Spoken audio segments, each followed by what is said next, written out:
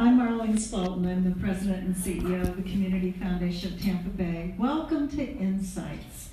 On the far end here, we have Howard Baskin. He is the advisory board chairman for Big Cat Rescue. And I will say his wife, Carol Baskin, who's the founder of Big Cat Rescue, is in the audience. So if someone wants to ask her a question before you leave today, too, I am sure that she would be more than willing to answer any questions. Howard has been, since 2003, devoted full-time to Big Cat Rescue as advisory board chairman, treasurer, CFO, and director. He's been involved in all kinds of things, and I do know because I've known Howard for many years, done many stories over there. His involvement has included litigation in federal court with one notorious guy who was exploiting tiger cubs, also real estate issues, advocacy work on a federal bill because they're working to try to restrict and ultimately ban private ownership. In other words, just having your own little private kingdom of tigers. You guys probably see this, but it's amazing to me, but a lot of these celebrities today, next thing you know, they've got a tiger in the backyard or in the pool or in the bathroom. So that still goes on today. And the first question today is, we really want to just set things up and find out what they see as the state of what's going on in the animal world today from their perspective. Okay, here you go. I notice Cynthia speaks with microphone with her peeking in the air, and I'm assuming that's like teacups, if that's the proper etiquette. I'm just going to speak about what I know something about, which is cats. You know, we all know lions and tigers, but there's actually 35 species of wild cat, and almost all of them are listed as either threatened or endangered. And there are three main reasons. One, and you're pretty familiar with those: habitat loss, poaching, and then the conflict between humans and the animals with these predators where they're taking people's livestock. If we look at the tigers, there's estimated to be about 3,200 tigers left in the wild, and that's estimated to be less tigers than there are in captivity in Texas. Okay? They're estimated to be in this country something like 10 to 20,000 big cats. The poaching of the tigers is driven by the Asian market for parts and derivatives. And the derivatives are things like tiger bone wine and various alleged medicinals that even the Chinese medicine community, the alternative medicine community there, has said don't have an effect, but you just can't kill the belief that they do.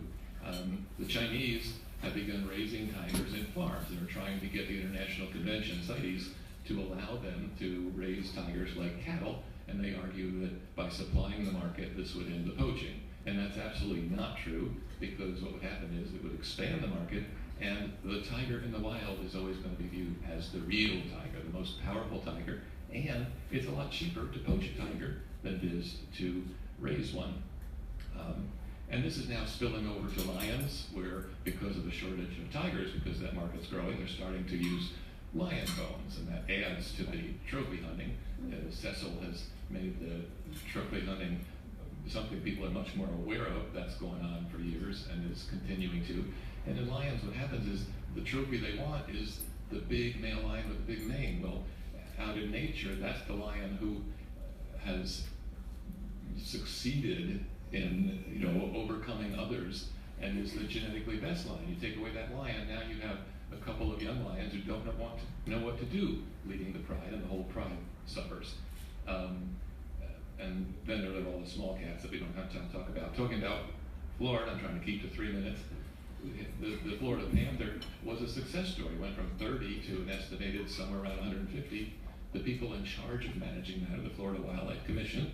The commissioners are appointed by the governor, and they generally view their mission as promoting hunting, and a number of them are real estate developers, and recently they said they're abandoning plans to try to establish panther populations elsewhere in the state, and said that maybe we have too many panthers in South Florida because there's not enough land. And instead of expanding the amount of land, one of the commissioners has a financial interest in a 177,000 acre area that would be perfect to expand and allow more panthers, and it's being allowed to develop a whole new city down there, and has said that if the panthers come into the city, the thing to do is shoot them.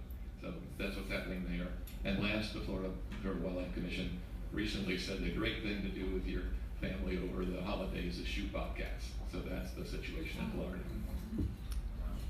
The question is, what are the efforts and attitudes with regard to animals trained for circuses?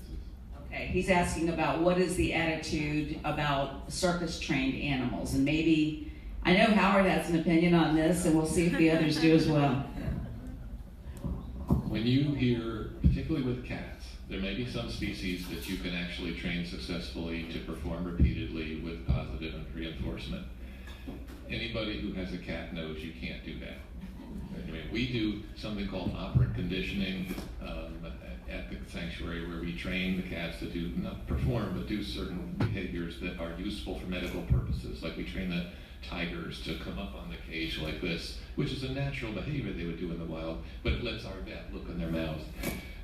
But even when we train them, they won't do it reliably. They are independent thinking animals. Sometimes they'll do it, sometimes say, no, not today, okay? Only 1 in 30 tigers will perform in a circus. So they go through trying to train all these tigers, throw away the rest, and then even some of the ones, we have a tiger named Bengali at the sanctuary, who performed for 5 years and then just quit. When you hear them saying they are trained by positive reinforcement, that is a lie. You cannot get a tiger to perform reliably without intimidating the tiger and making that tiger afraid of you from when it was a young tiger. And when you see them cower, well, you don't cower from positive reinforcement.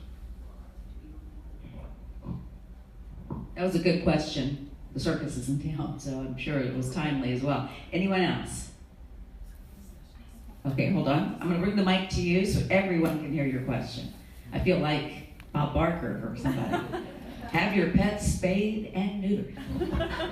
I'm on staff at the Community Foundation. My name is Molly James. I'm cheating a little bit. Sorry if I cut in line here, but we get asked a lot about particular animal organizations. So would you all mind articulating about your respective accreditations and what that means relative to those that don't have it?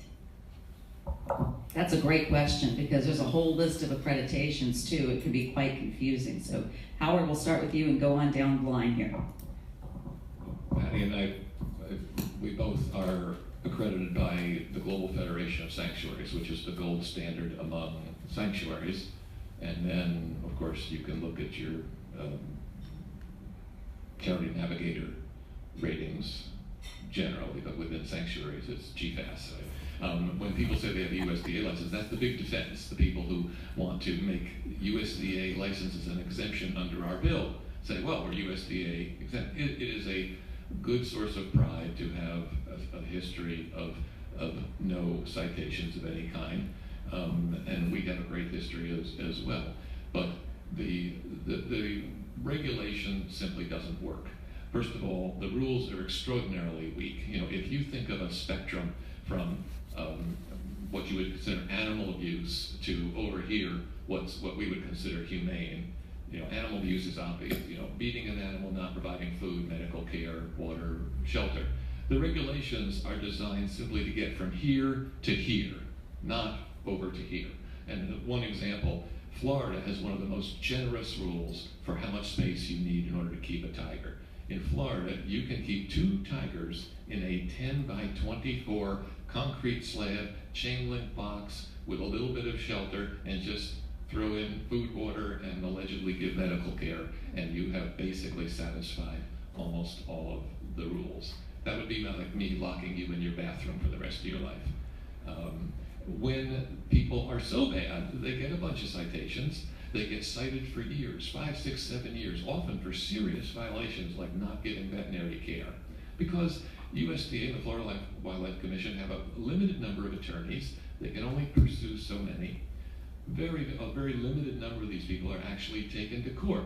And then these agencies have a huge incentive to settle the case because they don't have the resources to be going through the expense and time of a trial with all these people.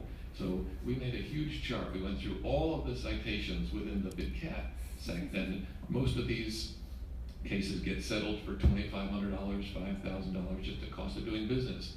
One of the most outrageous was a guy who over 4 years had 197 citations. So they finally took him to court, took 2 years, and they settled for $25,000, which was one of the bigger fines. And he bragged online that, hey, I can make that in a weekend with my cup penning operation. And then very, very few actually lose their license. Now, when they lose their USD license, that means you can't have visitors anymore. It doesn't necessarily mean you lose your animals. You just aren't supposed to have visitors. And one way around that is you just get someone else to get a license. So we have some cats at the sanctuary that lived a horrible existence, all these citations. Lady finally loses her license, so what does she do? She gets her daughter to get a license, and the whole thing starts all over again. So the USD license, having a USD license as a sign of good animal care is absolute nonsense. I think they'd probably be happy to. Do all of you have time to stay for some individual questions? Okay, great, because I know some of you probably didn't get your questions answered. Right now I want to bring on Molly James, the Senior VP of Philanthropy, and boy, there's been a lot of information here today, hasn't there, Molly? It's been wonderful, and just, I was sitting there thinking how absolutely lucky our whole world literally is to have you all and the work that you are doing. And I really want to piggyback on what Casey said. All of these places merit time and a visit, and I hope you'll see any of the Community Foundation staff after to arrange that, because